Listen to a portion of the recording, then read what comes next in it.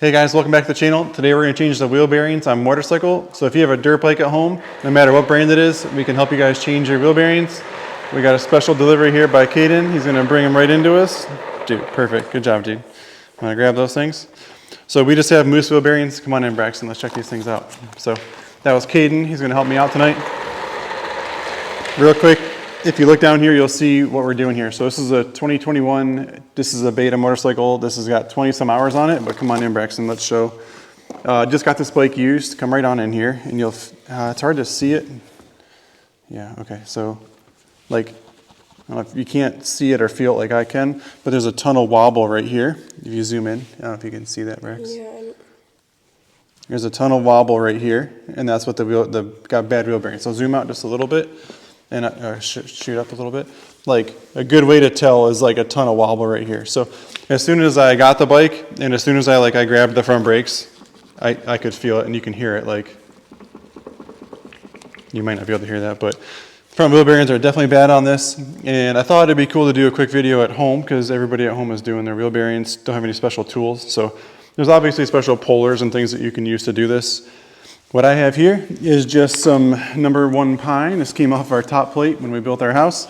It doesn't matter. I'm just protecting the floor. I don't want to hurt the concrete. So I put a piece underneath. This will help me drop the wheel bearing down out in the middle. The wheel bearing kits usually come with 2 bearings and 2 seals, so you're not worried about saving your seals. And then up here, this is just some basic tools at home. Come on in, Bricks. So this is my pinch bolt size, is a 10 mil. And then the actual axle nut on a beta is a 24 mil. And then over here we just have some punches. So I snagged a couple of these from the shop. So if you don't have a punch, you might want to grab one. And the more of a corner, the better. And we'll explain that in a minute. And this is just a nice, good old hammer. So, and then this is going to help us put the wheel bearings back in. If you don't have this, we do use sockets occasionally that are the same size. So I'd have to grab a bigger, like a 30 some mil, to get to be the right size, and this one might not even be perfect either. And then that is the grease we're going to put back in. So what we're going to do first is we'll pop the wheel off this bike and we'll come back to it.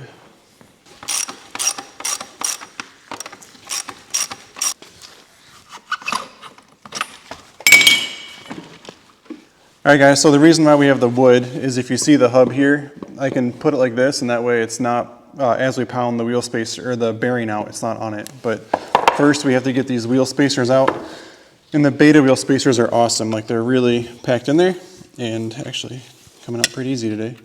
So I just used there's actually plenty of grease still in there. It's pretty wild. So I don't imagine this has ever been changed just by nature of it. So it's kind of cool. Still a ton of grease in there.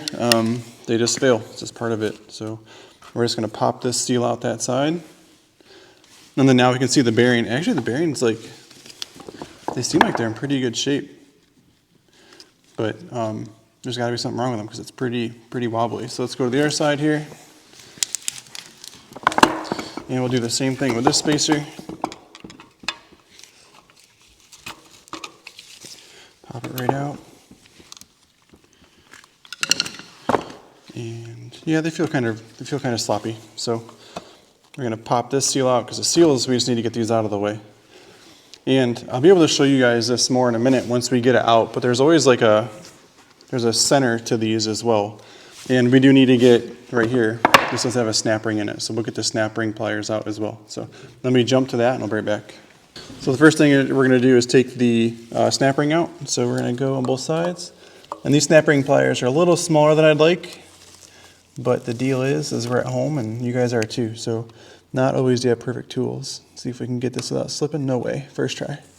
So check that out. So the goal is to collapse it as far as you can, and when it's collapsed, then you can pull it right out. So this bike's still in really good shape, and everything is super clean in here. So the snap ring came out easy. And so now in between these wheel bearings, there's a spacer inside of here. And if you look in there, Braxton, see how it's like a solid all the way through. Tube. Yeah, and it makes it kind of hard to use your punch, right? So the goal would have been to be able to punch on that bearing and get it out of there. So what you have to do is, if you kind of come in a little bit, that spacer has room to play inside of the hub there. So what I try to do is I try to take this tool. Oh, it already did. It's already off center. So sometimes you got to really whack this pretty hard over to the side. So now I can actually catch the lip. If you look through there, I can catch the lip of the other bearing. So we're going to try to push that bearing out first. I do have with me here at the house, I do have a heat gun, and sometimes the heat gun is nice to try to expand the hub. So you would use the heat on the outside. You don't want to heat the bearing, you want that to stay small. But I think what we're going to try first is just hitting it without that and see if it goes. So my wood chunks are out far enough, but they're going to help protect the hub. And so what I'm going to do is, like, it might get a little loud. So I'm going to do one hit on this side and then one hit on the other side and kind of tap around, and then I'll flip it over occasionally to check to make sure the bearing's coming out straight. So obviously if you bought the really cool tool that was like the Polar, it would come out straight no problem, but this is an at-home video. So we're going to just kind of hit it on this side. And it's already moved quite a bit because that spacer's lost a lot of play in there. So I'm going to go to the direct other side of it now. And back to that side. Okay, I'm going to stop because this is coming out super easy. I want to show you. So if you come in here, Braxton. Okay, so this is coming out perfectly flat, which is awesome. So the problem sometimes is if people hit too hard on one side for too long, this bearing will kind of groove and go sideways in there. It'll start to hurt the hub a little, but this bearing is being very nice to us. So I think and honestly, I'm not giving it hardly any pressure. Like, this has been a pretty easy job. Normally, do things not go quite this easy. So literally the weight of the hammer just pushed that out. So here's our centering spacer. This bike's like new. Like, there's no dirt anywhere. It's incredible. Look how clean it is in there. So usually, hey, what's up? How you doing? Good. So usually a used bike has a bunch of different stuff and dirt in there, but this one's pretty clean. So now we're gonna lay it down. So now we can look in there, and now you can see the bearing all the way through. So what we're going to do now is just kind of push this out, and we'll do the other one. So it should go pretty smooth. I can't believe how clean it is inside of there. It's wild. So 1, 2.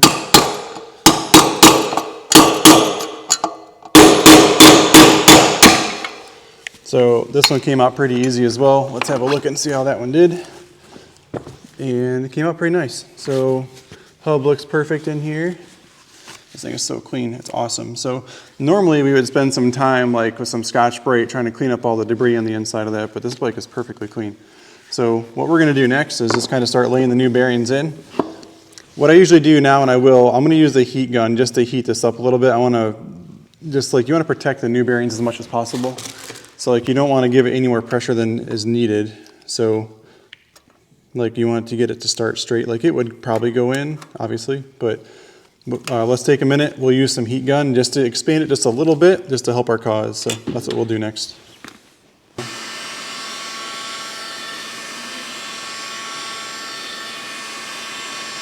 All right. So now the hub is pretty warm, actually. So I sat here for a minute or two, and I've got my tool to push this in. It's a pretty good size.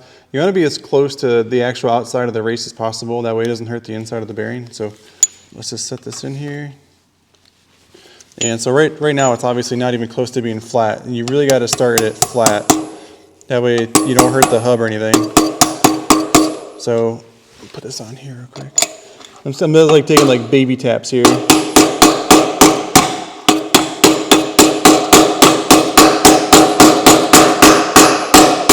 And once you get to this point, the bearing's going to go in pretty straight because it's kind of being forced to.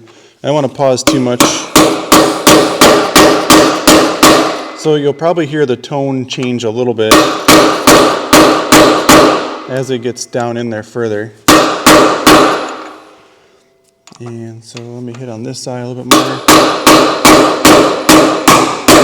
So you might have just heard that. It's starting to sound like it's starting to bottom out a little bit. Right there, that's a totally different sound.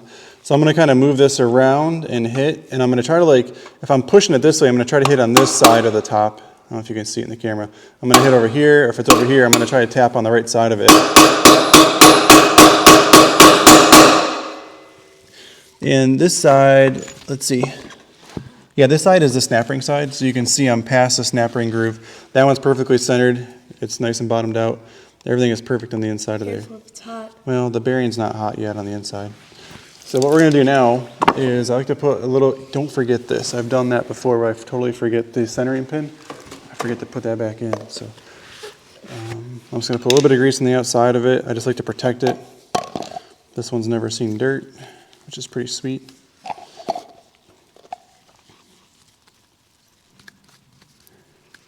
That way it doesn't corrode and look bad. It would bother me. So let's set that right inside of there. And so now we're gonna heat this side a little bit. So I'll get the heat gun. We'll heat up this side and we'll do the same thing over here.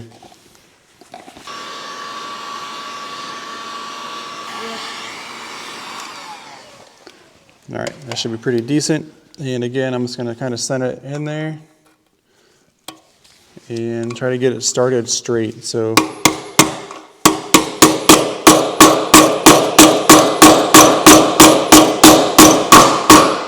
okay, so now it's pretty well flat in there. We're gonna work our way around the outside.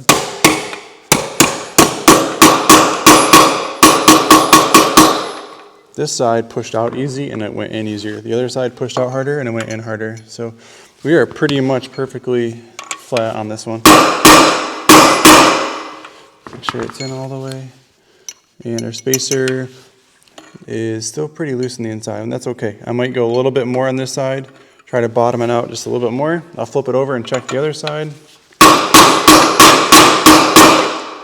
Maybe while we're at this side, we'll just go ahead and put our seal in right now. So we'll get our new seals. So they come in the package as well.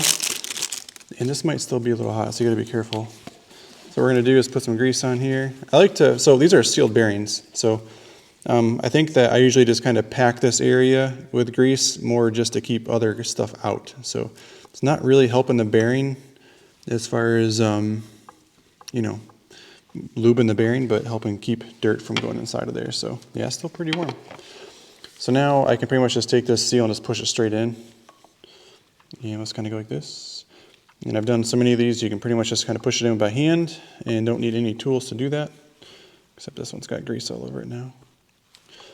And so then I'll take this and just pull it back out just a little bit. We're not hurting it at all.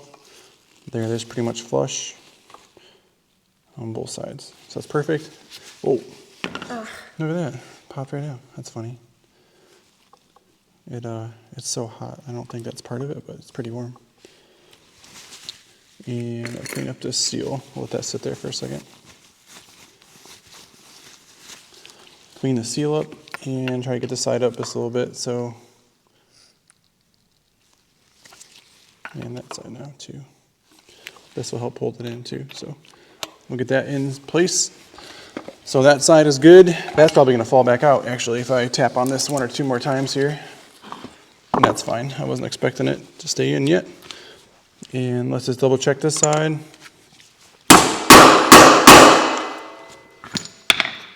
There we go.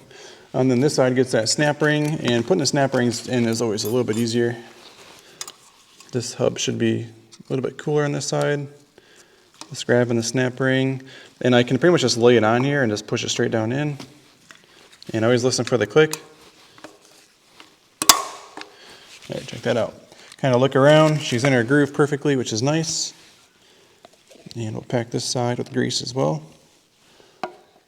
Again, the grease is more just to keep everything inside of there nice. And where's that new, want to grab that new seal, okay? Yep, open that thing right up, buddy.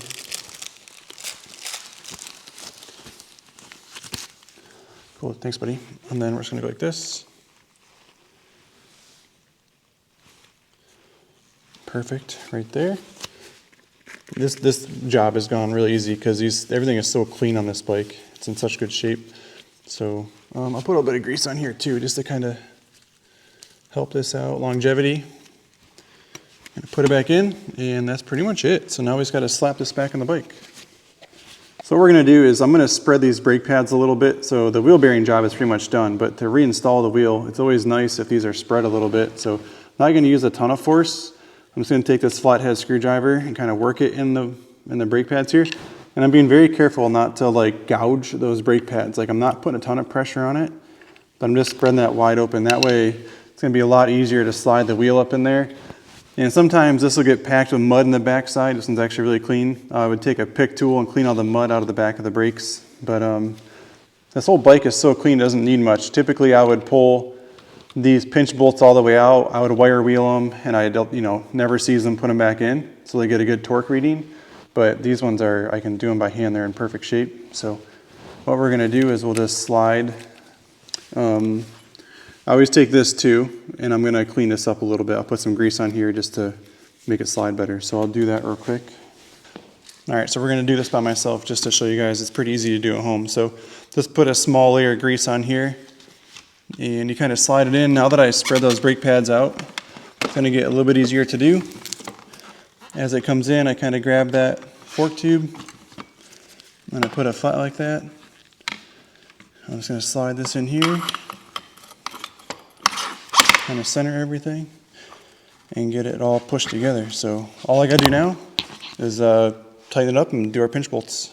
All right guys, thanks for watching. Come on in, Braxton, and we'll show how nice and tight this is. So no more play in our front wheel. It's totally gone. There's no play right down there by the spacer. And the last thing I want you guys to do at home, and I already did it, is to re-pump up your brakes. So when you push your brake pads apart, you're pushing the piston in on the caliper. So what you got to redo is re-pump this, because if I didn't, you'd go to grab that brake, it's going to take like 2 or 3 complete pulls for those pads to get pinched back to the rotor again. So, but you can feel right here, if you come on in and listen, there's no more ratchetness. So I guess the other thing that could have been would have been steering stem bearings, so like you would have kind of felt like this to feel if this has got play in it, but it wasn't that. I could feel it way down here. So thank you guys for watching. Please consider subscribing and enjoy the ride, and we'll see you on the trail.